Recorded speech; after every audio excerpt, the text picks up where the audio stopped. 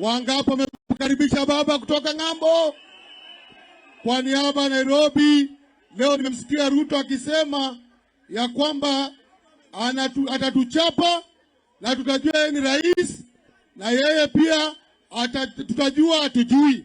Tunataka kumwambia baba hatasema, tunataka kumwambia akutana sisi Tuesday asubuhi mapema. Wangapi watatokea?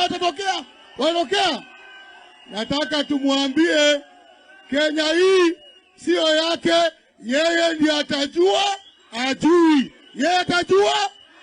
Mimi na support mambo Wairia alisema. Mahali imefika baba, hakuna shortcut, hakuna kuongea. Kenya igawanyishwe, sisi tukwe huku au wakwe huko.